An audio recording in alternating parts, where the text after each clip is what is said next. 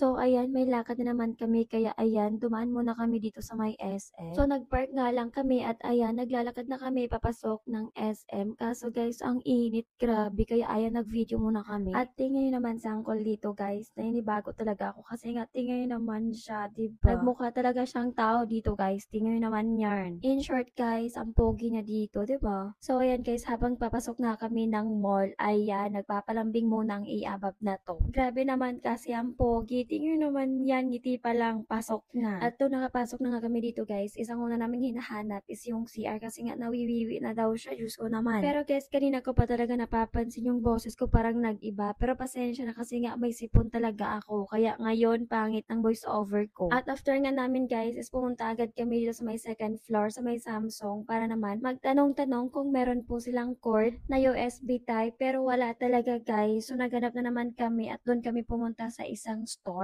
So nag-outfit check muna kami dito bago kami aalis, char. Tingnan naman yan guys, pormadong-pormado talaga. Ay, so nagpunta na nga kami dito guys at dito kami napunta sa dulo. So meron sila kaya ayan, bumili kami. Pero hindi nga namin alam kung gagana siya pero sige okay lang, go na yan. So after nga namin magbayad, ayan umalis na kami at meron pa ngang pagganito. Huy, public yarn. Hindi na nga nahiya at meron pa nga silang kasalubong pero bahala kayo dyan basta kami dito masaya, char. So nang bumaba na nga kami guys, ayun napadala na naman kami dito sa may Dunkin Donut kaya sabi ko bibili kami kahit 4 lang kaya ayan bumalik kami. Pagkapasok ko nga guys, nag-greet sa akin yung security guard nila, ay yung partner ko pala yun, ano ba yan? So guys, pinayagan niya akong bumili guys kasi nga sabi ko 4 lang pero parang iba naman yung nangyari. So ayan, tiningnan ko nga lahat guys. So ang tagal ko nga nakapili ito kaya sabi ko nga sa kanya yung nakabundle na lang. So ayan guys, iba ang nangyari, hindi 4 lang. Kapag sinabing nakabundle na siya guys, expected talaga yun na hindi talaga 4 lang yun.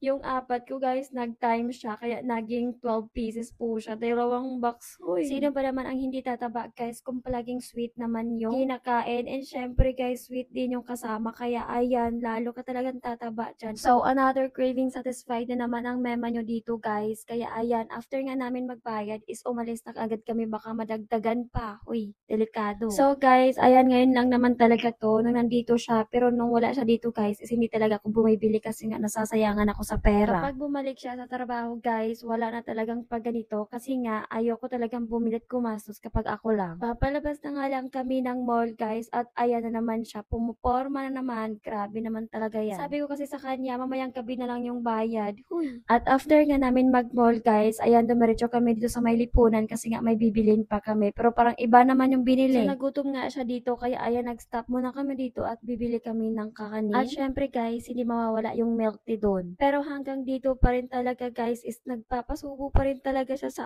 akin. O alam nyo na guys, kahit sa ano lang pinipili. Kaya wag na talaga kayong magtaka kahit sa kainan guys may video kasi nga guys syempre na-appreciate natin yun. So nung nakauwi na nga kami guys is nagpahinga lang kami saglit and then nag-practice na kami ng motor at ito nga yung nangyari guys. So medyo nanibago nga ako guys kasi ang tagal ko na talaga nakakapag-drive kaya parang nagdodalawang isip ako dito, parang kinakabahan ako at ewan ko ba parang lumalabas yung kaluluwa ko dito.